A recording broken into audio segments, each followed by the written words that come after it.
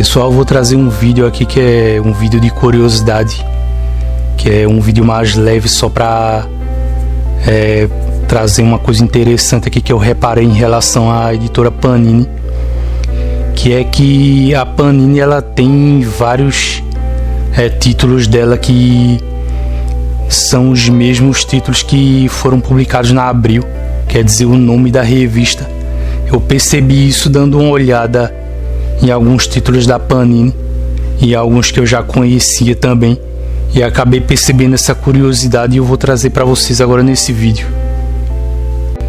Lembrando a vocês que no caso de alguns desses títulos é natural que eles tenham sido colocados, por exemplo, o primeiro que eu vou trazer é o Arma X, mas esse título aí ele já existia no original, tanto na série como numa revista regular da Marvel. E além desse, ainda existem outros casos em que é natural que a editora tenha colocado, mas também tem algumas curiosidades que meio que indicam que a Panini ou tem algum tipo de saudosismo ou algum tipo de vontade de ser igual a Abril ou colocar títulos iguais a Abril, até porque muita gente não percebeu, mas ao longo da história da Panini, vários ex-funcionários, várias pessoas que trabalharam na Abril foram para a Panini, e também o Levi Trindade, se ele tem alguma influência nisso, ele escolheu alguns títulos de edições também que casam perfeitamente, que são iguais aos títulos que a Abril já publicou. E no caso desse primeiro título, que é o Arma X, a primeira vez que saiu uma revista aqui no Brasil publicada com esse nome foi em 1992, quando a Abril publicou numa edição de Grandes Heróis Marvel, na edição 35, a série do Barry Windsor Smith, que é a que conta a origem do personagem. E tanto essa série, que é uma das melhores que já foram produzidas dentro da Marvel, como a revista regular, a revista mensal, elas tiveram esse nome lá nos Estados Unidos, como vocês podem ver aí pelas imagens. E a Panini também teve uma revista com esse nome, Arma X. Ela teve uma primeira série das edições que foram de 2003 a 2004, que tiveram 14 edições, e depois uma segunda série que só durou 5 números, que foi de 2018 a 2019. Só ressaltando que essas pesquisas que eu fiz de títulos que são iguais entre a Panini e a Abril, sendo que logicamente os que vieram da Panini vieram depois, a pesquisa eu fiz no Guia dos Quadrinhos e achei essas curiosidades. A próxima revista que eu encontrei com um título igual é Marvel Especial, que foi publicada pela editora Abril de 1986 a 1990 e teve 10 edições. E essas edições elas vieram com histórias do Homem-Aranha, do Thor, e histórias de chamadas grandes batalhas entre alguns personagens, histórias do Surfista Prateado. Chegaram a publicar também a saga da Fênix e histórias do Capitão América. Já a Marvel Especial da Panini, ela foi lançada de 2007 a 2010 e teve 18 edições. E elas também publicaram histórias bem variadas, do Homem de Ferro, do Pantera Negra, do Homem-Aranha, até histórias do universo de What If, ou o que aconteceria se, histórias dos Inumanos, dos Novos Guerreiros, Namor, Vingadores, dos Fugitivos, da Mulher Hulk, até histórias que estavam ligadas a sagas como a de Guerra Civil, e também do universo Marvel 2099. O próximo título no qual a Panini se inspirou na Abril para colocar o nome foi Clássicos DC. Essa revista da Abril ela só teve 2 números que foram publicados a partir de 1992, onde no primeiro título foi publicada uma história do Super-Homem, e no segundo título foi publicada a história O Contrato de Judas, que é uma história dos Titãs. Já na versão de Clássicos DC da Panini, foram publicadas 3 revistas diferentes, sendo que em 2 delas foram publicadas as mesmas histórias. Uma delas foi Clássicos DC Monstro do Pântano Raízes, que teve 3 edições, até agora não sei se foi concluída, que foi publicada de 2013 até 2016. A outra foi aquele conhecido arco de histórias do Batman Morto em Família, que foi publicado pela primeira vez em 2009 e depois foi publicado 10 anos depois, foi publicado em 2019, uma segunda edição. E esse próximo título aqui, pessoal, é um dos que mais evidencia para mim o fato de que a Abril deve ter alguma espécie de carinho, de consideração especial, algum tipo de, sei lá, um amor não correspondido pela editora Abril, para eles fazerem tanta questão em colocar nomes parecidos com as revistas que foram publicadas por ela, que é a edição DC Especial. A revista DC Especial da Abril, ela foi publicada de 1989 até 1992 e teve 9 edições. Essas revistas, no geral, elas traziam arcos de histórias que fizeram mais sucesso, ou que são aqueles arcos de histórias que são publicados nos Estados Unidos para apresentar um personagem, que geralmente eles fazem isso, eles fazem uma minissérie. Se a revista der certo, ela vira uma revista mensal. E na primeira dessas edições, como era típico da Abril, você já toma um puta de um spoiler na cara, que é uma edição do Batman que vem escrito A Morte do Robin. Ela também publicou pela primeira vez a saga Amanhecer Esmeralda, que eu acho uma saga boa, mas ela é um tanto subestimada. Publicou a história de Rapina e Columba, Pistoleiro, que é aquele personagem do Esquadrão Suicida, o Vigilante, que é um personagem que não é conhecido hoje, mas ele era assim relativamente conhecido naquela época que a Abril publicava.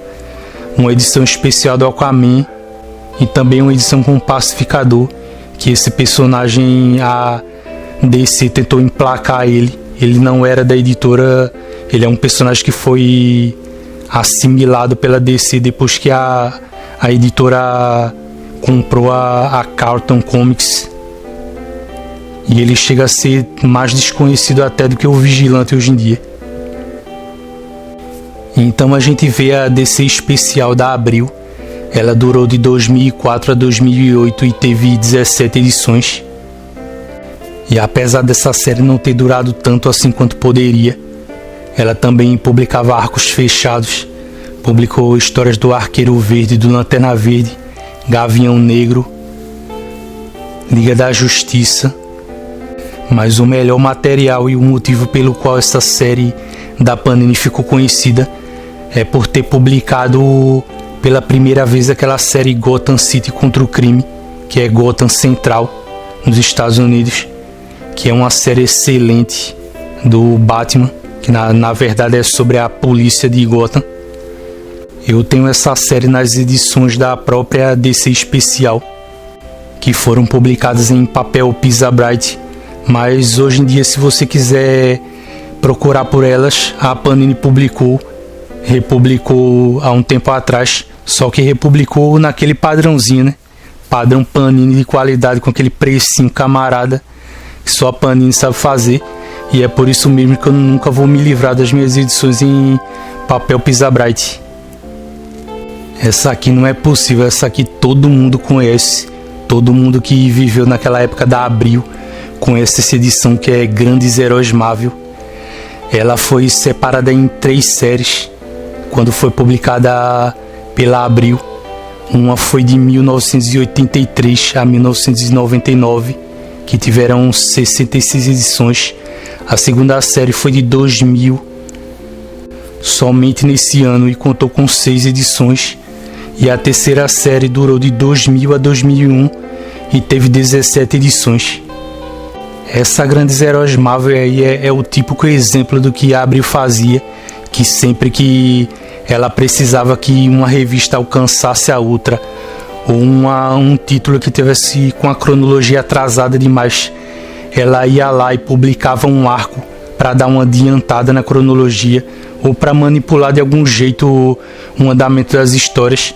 E todo tipo de história que você puder imaginar foi publicada nela, desde um especial de Natal do Homem-Aranha, histórias do Vingadores como a tal saga do Thanos, que nunca existiu uma saga do Thanos, foi a Abril que inventou esse título.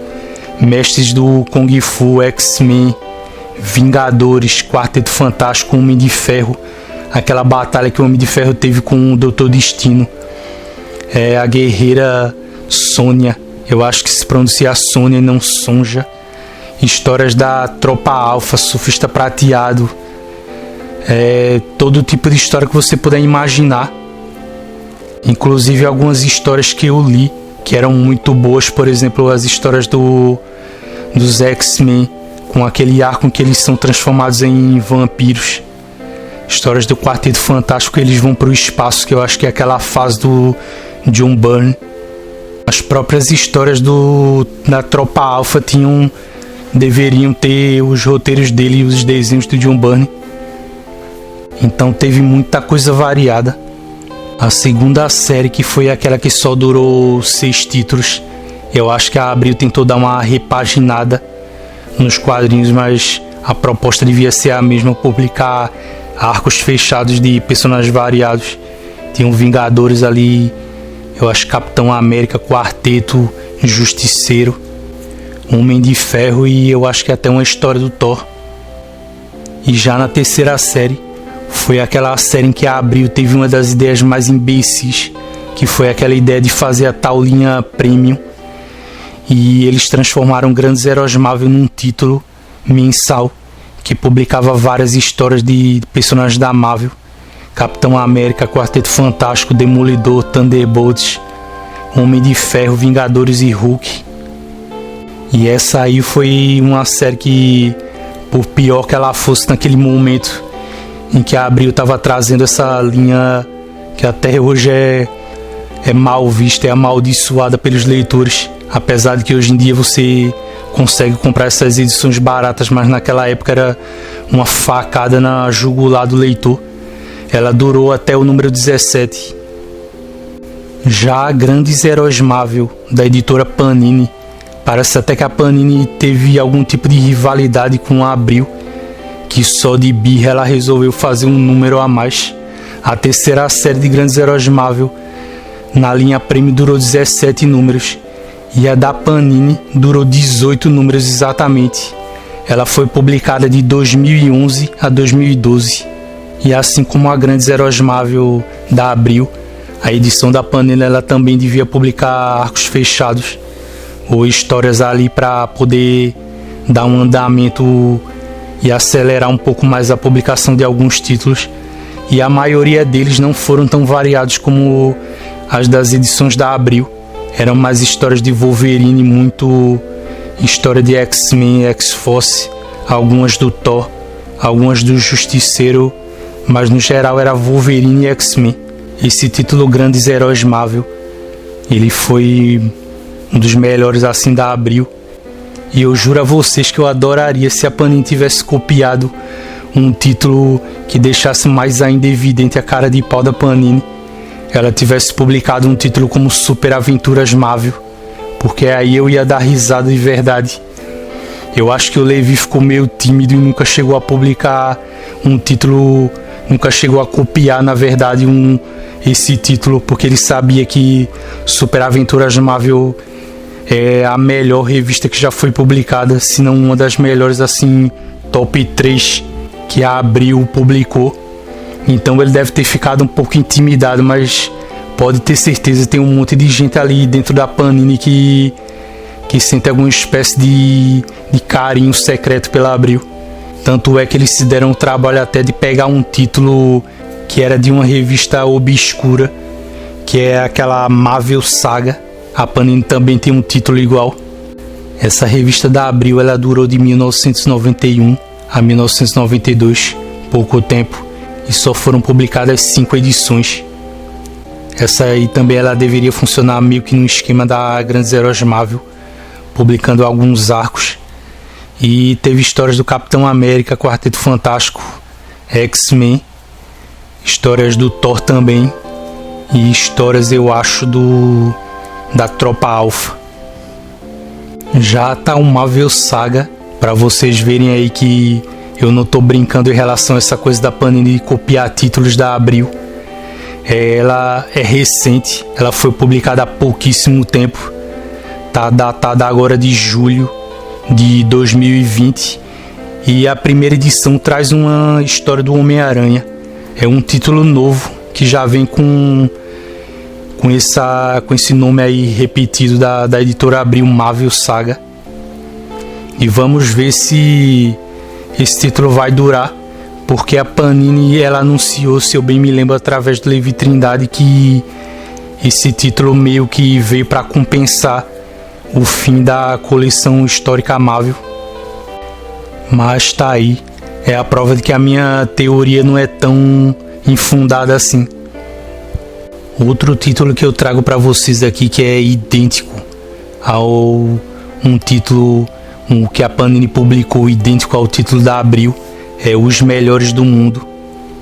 E a primeira vez que esse título apareceu aqui no Brasil foi numa minissérie do Superman e do Batman, publicada pela Abril, em 3 edições, que vieram em maio de 1991 e terminou em junho de 1991. Essa série contava com os roteiros de Dave Gibbons, que é o desenhista de Watchmen, todo mundo conhece, com os desenhos de Steve Rude, e depois a editora Abril publicou um título que foi de 1997 ao ano 2000, com 33 edições, e essas edições publicaram principalmente histórias da Liga da Justiça do Grant Morrison, e também aquela minissérie escrita pelo Mark Waid, que foi Liga da Justiça ano 1. Já a Melhores do Mundo da Panini, ela durou de 2007 a 2008 e teve 14 edições, e publicou arcos de histórias variados da Mulher Maravilha, do Lanterna Verde, do Flash e também da Legião dos Super-Heróis. E esse outro título aqui que eu destaquei, eu tenho certeza que alguém lá dentro da Panini deve ter copiado sem um menor pudor, porque deve ter batido deve ter dado aquela quedinha de saudosismo básica que realmente eliminou qualquer culpa em copiar um título de outra editora, que foi a revista A Teia do Aranha. A primeira edição da Teia do Aranha, publicada pela Abril, ela durou de 1989 a 2000, quer dizer, ela ficou muito tempo.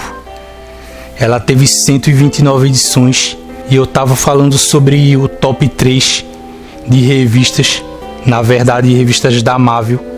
Você pode colocar a Teia do Aranha junto de X-Men e de Super Aventuras Marvel como as 3 revistas, assim eu acho, mais amadas daquela época da Abril, que foram publicadas da Marvel, publicando histórias dela, tirando o Conan, porque Conan era da Marvel e tinha gente da Marvel ali trabalhando, é lógico, o Roy Thomas, mas era de propriedade de outra empresa, já que o Conan não pertence à Marvel. Mas o top 3 assim de formatinhos que o pessoal idolatra até hoje são esses títulos ali. Talvez até alguém tenha uma opinião diferente, mas eu acho que a Teia do Aranha vai entrar na lista de qualquer fã daquela época da Abril.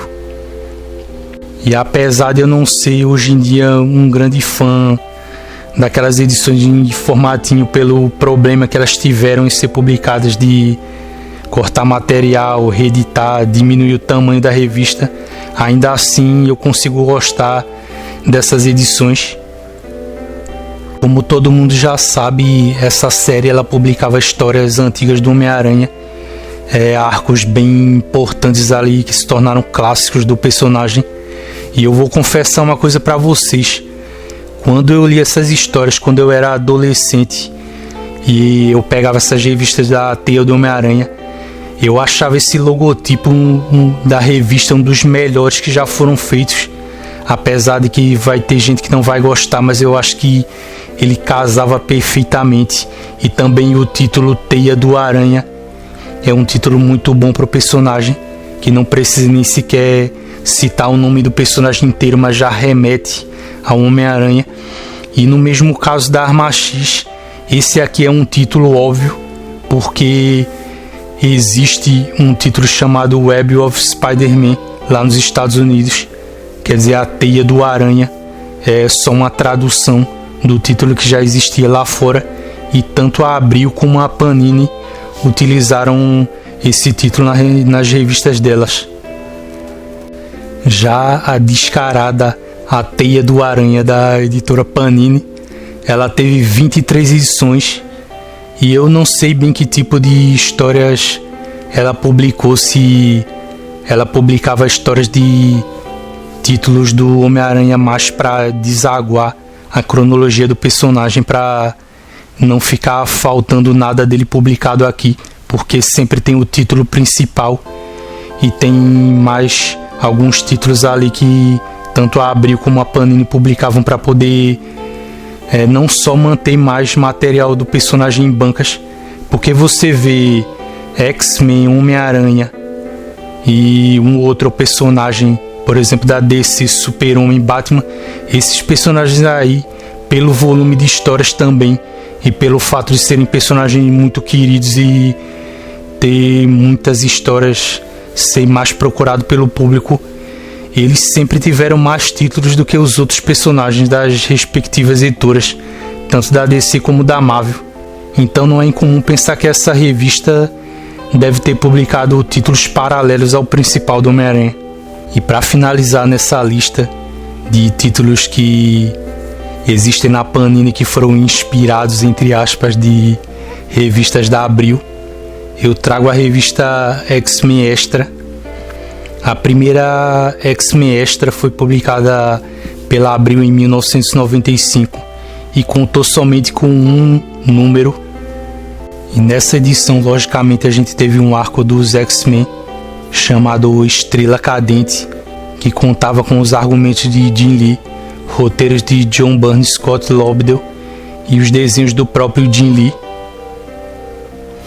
E na capa da edição tinha uma chamada dizendo: acontece tudo nesta edição. Você imagina aquilo naquela época para os fãs de X-Men, o que isso impactava, e ainda pelo preço de R$ 3,70, um preço bem pequeno, bem acessível até naquela época. Enquanto a X-Men Extra da Panini, ela foi dividida em duas séries.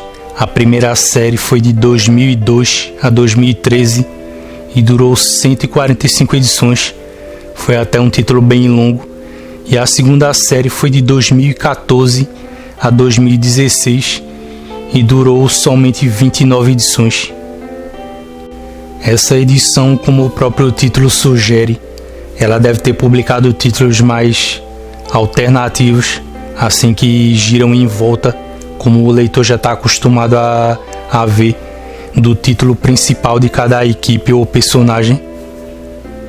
E pela época em que ele foi publicado, deve ter pego algumas fases bem interessantes dos X-Men. Eu não cheguei a ler, mas existe essa possibilidade. E só para finalizar, fazendo uma correçãozinha a respeito de um vídeo que eu fiz, que eu falei sobre uma possível coleção premium da Panini. Na verdade não é uma coleção oficialmente, é um formato que a Panini publica que leva esse nome premium, que, para bem da verdade, por ser uma coisa genérica demais, não remete ao formato premium da editora Abril. E por isso mesmo eu faço essa correçãozinha aí. Eu fiz isso num vídeo anterior, acho que foi no penúltimo vídeo que eu fiz, e fica aí a nota.